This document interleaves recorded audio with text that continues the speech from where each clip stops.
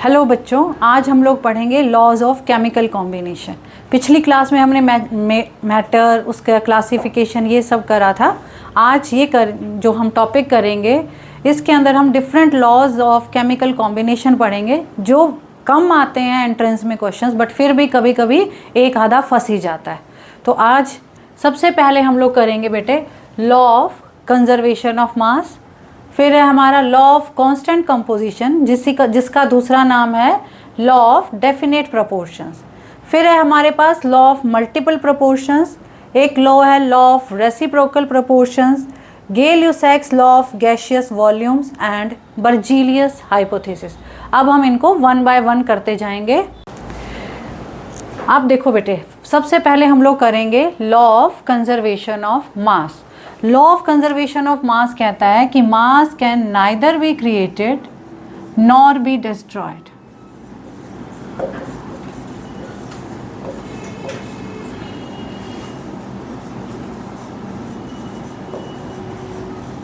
ये लॉ जो है ये हम लोग 9th से पढ़ते आ रहे हैं। 9th में पढ़ा हमने, फिर 10th में पढ़ा और अब फिर से हम लोग 11th में इसको पढ़ रहे हैं। तो मास कैन नाइदर बी क्रिएटेड और नो डिस्ट्रॉयड का मतलब है कि जो मास ऑफ रिएक्टेंट्स है, टोटल मास ऑफ रिएक्टेंट्स, वो हमेशा टोटल मास ऑफ प्रोडक्ट्स के बराबर होगा। यानी कि रिएक्शन के से पहले और रिएक्शन के बाद का जो मास है वो सेम रहेगा।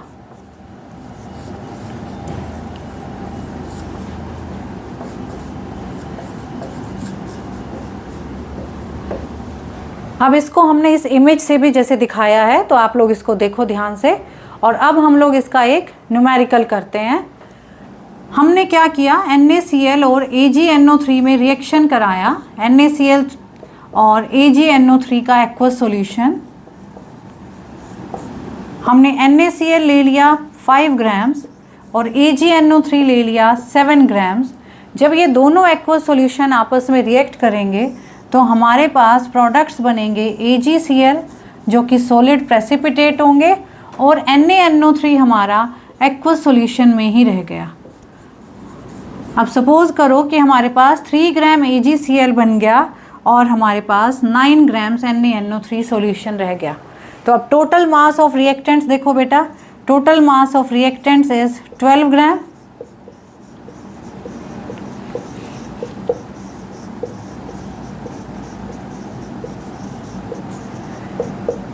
and this is also equal to total mass of products, और दोनों का ही जो मास है वो हमारा 12 ग्राम के इक्वल है।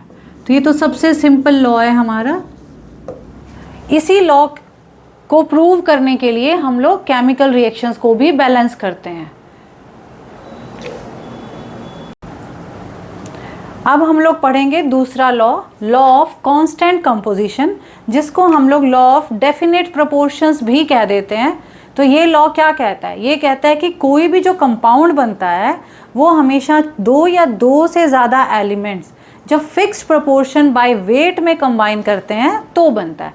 इट मीन्स कि जब भी 2 या 2 से एलिमेंट्स ज़्यादा कंबाइन करेंगे तो हमेशा किसी एक कंपाउंड में उनका वेट कांस्टेंट रहेगा। जैसे हमने पानी लिया, किसी भी समुद्र से लिया, रिवर से लिया, लेक से लिया या हमारे घर के मटके से ले लिया, सब में जो फॉर्मूला होगा पानी का वो H2O होगा और हाइड्रोजन और ऑक्सीजन का जो रेशियो होगा वो 1:8 बाय मास होगा। यही हमारा सिंपल सा लॉ है।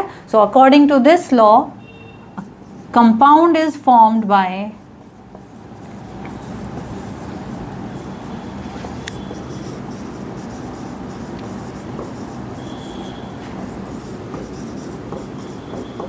combining 2 or more atoms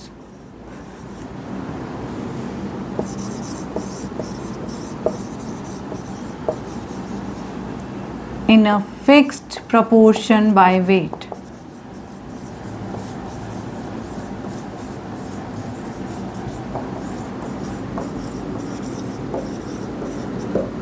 For example, water from any source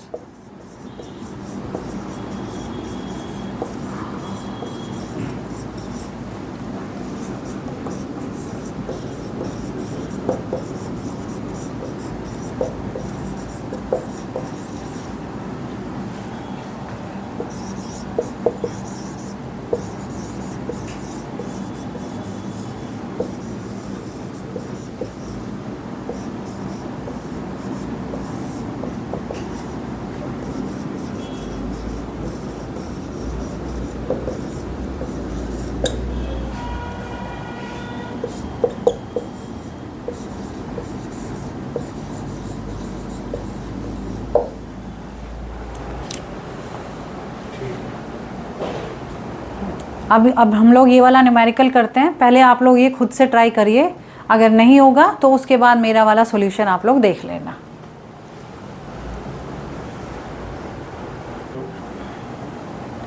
अब देखो बेटे, यहाँ पर 3.6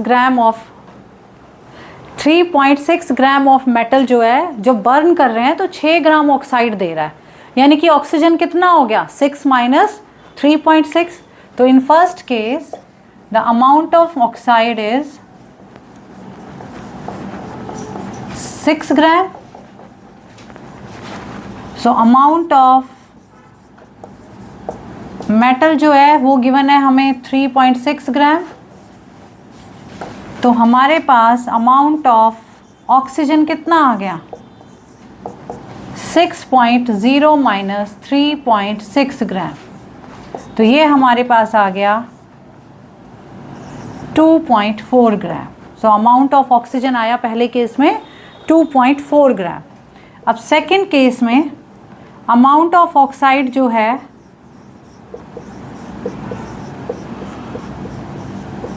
वो है हमारे पास 5 ग्राम्स। अमाउंट ऑफ मेटल जो है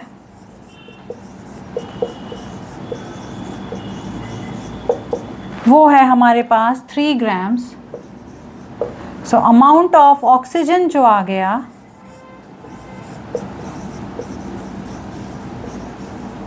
वो आया 5 माइनस 3 ग्राम मीन्स 2 ग्राम्स। अब हमने इन दोनों केसेस में ratio of metal to ratio of oxygen same निकालना है। तो फर्स्ट केस में weight of metal upon weight of oxygen, ये हमारे पास आ गया 3.6 डिवाइडेड बाय 2.4 और ये आया हमारा 1.5। अब हम सेकेंड केस में भी wait of metal divided by weight of oxygen लेंगे। अब वेट ऑफ मेटल आया हमारा 3 grams divided by weight of oxygen जो है हम लोगों का वो है बेटे 2। तो यहाँ पे भी हमारा आंसर आया 1.5।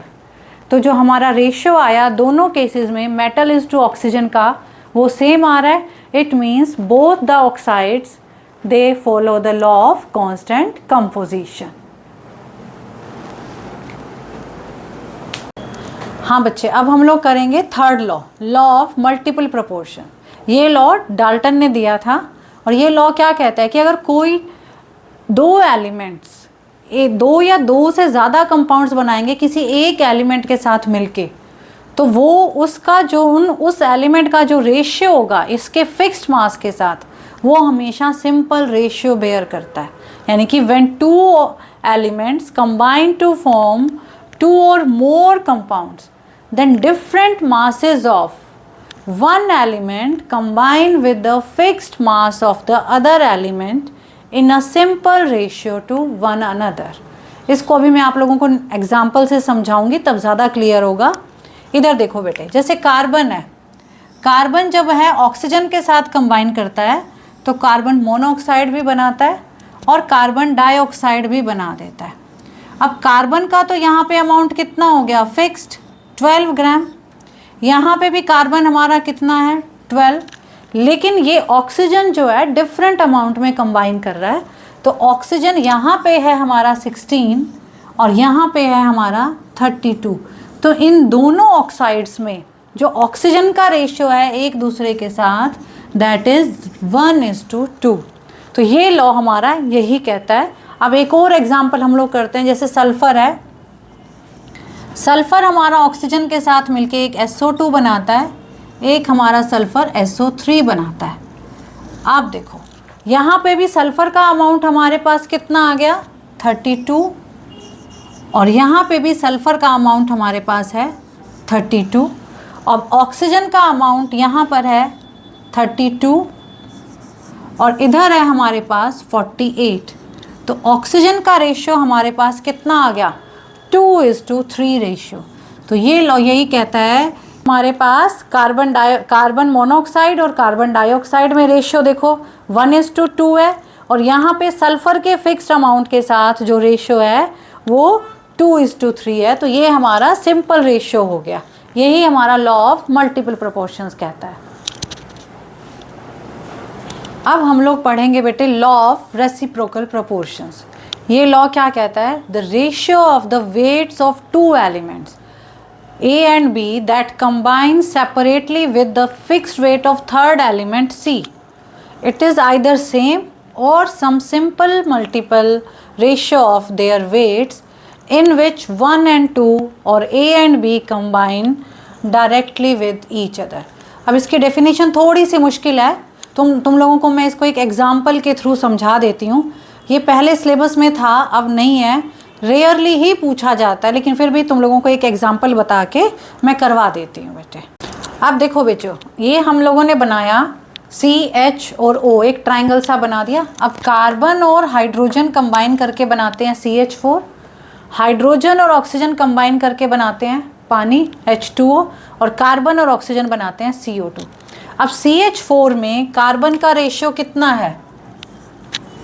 By weight carbon is 12 and hydrogen is 4।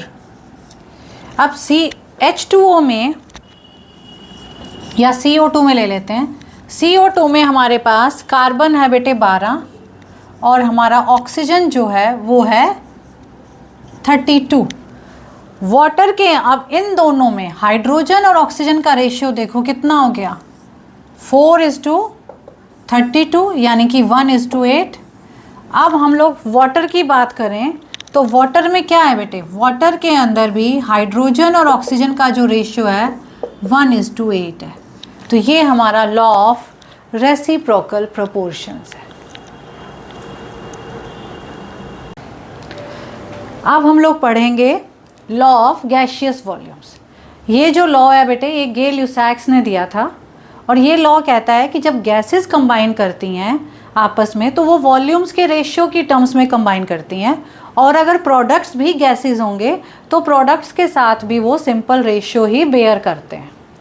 और temperature and pressure conditions same होनी चाहिए जब हम लोग मेजरमेंट करते हैं वॉल्यूम्स का। अभी मैं आपको एक एग्जांपल से बताती हूँ। आप देखो, जैसे हमारे पास नाइट्रोजन गैस है, नाइट्रोजन गैस कंबाइन करती है 3 मोल्स ऑफ हाइड्रोजन गैस के साथ, और ये प्रोड्यूस करता है 2 अमोनिया। अब तीनों ही गैसेस हैं, तो इसका एक वॉल्यूम 3 वॉल्यूम ऑफ हाइड्रोजन के साथ कंबाइन करेगा, और ये 2 वॉल्यूम अमोनिया के साथ कंबाइन करेगा। तो जो हमारा रेशियो आ गया इनका आपस में 1:3:2 आ गया। अब इसका हम लोग बच्चों एक क्वेश्चन करते हैं कि इस रिएक्शन के लिए अगर हमने 60 ml ऑफ हाइड्रोजन रिएक्ट कराया कंप्लीटली विद क्लोरीन, तो कितना हमारा HCl प्रोड्यूस होगा और कितना हमें क्लोरीन चाहिए होगा। तो ये तुम लोग पहले खुद से करोगे और फिर मैं बताऊंगी। अब देखो, ये क्योंकि ये हमने अभी पढ़ा गेल ल्यूसैक्स लॉ क्या कहता है कि जो गैसेस होती हैं वो कंबाइन करती हैं वॉल्यूम में। तो इसका कितने ml लिया हमने? 60 ml। तो क्लोरीन का भी हमें कितना चाहिएगा? 60 ml। और HCl गैस का कितना वॉल्यूम प्रोड्यूस होगा? 2 × 60 मीन्स 120 ml। ये इसका सॉल्यूशन है बेटा। सो वॉल्यूम ऑफ क्लोरीन, क्योंकि वॉल्यूम्स का रेशियो जो है दैट इज़ 1:1:2, तो ये हमारा 60, तो ये भी हमें 60 चाहिए, और प्रोडक्ट कितना प्रोड्यूस हो रहा है? 2 times, so 2 times it is 120।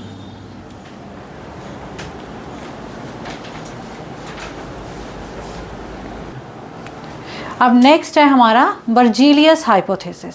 Berzelius hypothesis कहता है कि equal volumes of all the gases under similar conditions of temperature and pressure have equal number of atoms. But ये थोड़ा गलत था, इसको बाद में एवोगैड्रो ने मॉडिफाई किया, जिसको हम लोग पढ़ेंगे एवोगैड्रोज हाइपोथेसिस। अब एवोगैड्रोज हाइपोथेसिस क्या कहता है? बस उसने यहाँ पे इक्वल नंबर ऑफ एटम्स की जगह क्या कर दिया? Equal number of molecules. So Avogadro's hypothesis.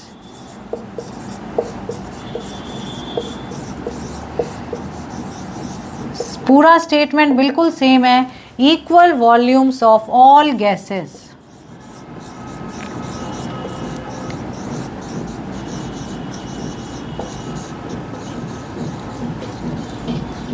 under similar conditions of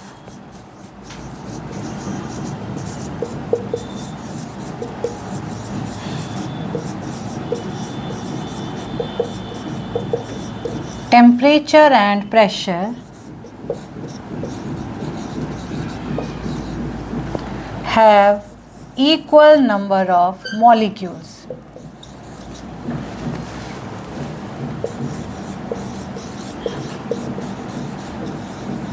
तो अब हमारा लॉज ऑफ केमिकल कॉम्बिनेशन का टॉपिक यहीं ख़त्म होता है, बाकी हम नेक्स्ट क्लास में करेंगे।